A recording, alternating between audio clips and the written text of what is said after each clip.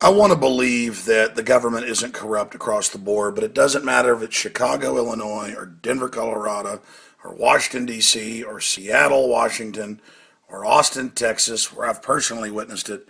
It comes out in the news every time there's a G20 or NATO event that they arrest innocent people to make it sound like there's a terror threat.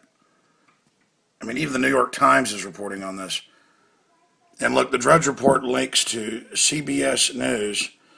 They went off Craigslist and got an apartment. I've been in Denver at an apartment that we got off Craigslist in 2008 to cover the DNC.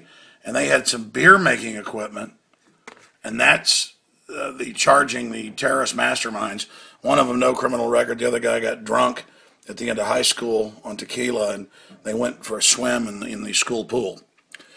Yeah, there you go. They're super hardcore and evil, folks.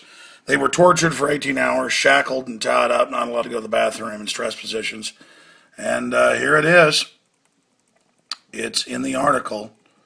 We find it that there was beer equipment. You can go read it here. The tenant who agreed to host the out-of-town protesters says the police did seize his home brew-making equipment.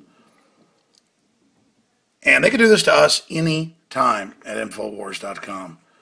You need to understand that. If you go back to Drudge, he's linked to a little blurb report we've got. 40 Fed agencies man secret command center near NATO.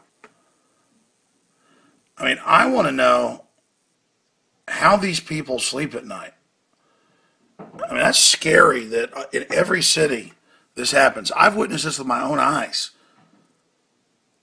And it's come out later in the case of Denver where the police were beating people up, posing as protesters to demonize everybody.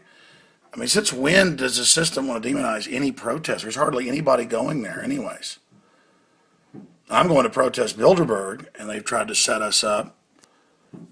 And so pray for us. I mean, I've seen cases where they'll pull over an activist and they'll have jumper cables in the trunk, and they actually held them up on the news.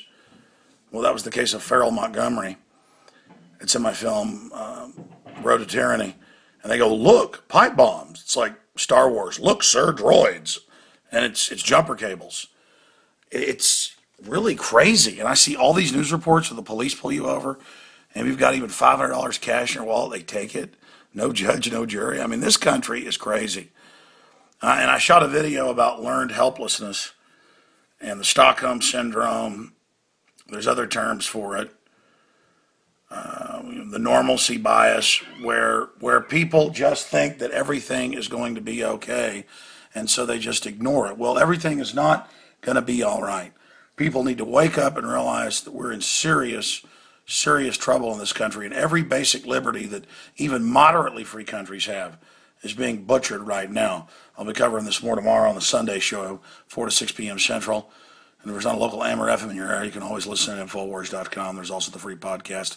Just click the Alex Jones Radio Show link, and it's got all the different stuff listed right there. And there's also the audio feeds listed right there. All right, we're still here for now, able to get this information out. Please defend freedom or be slaves. Wow, the police setting up innocent people. Super creepy.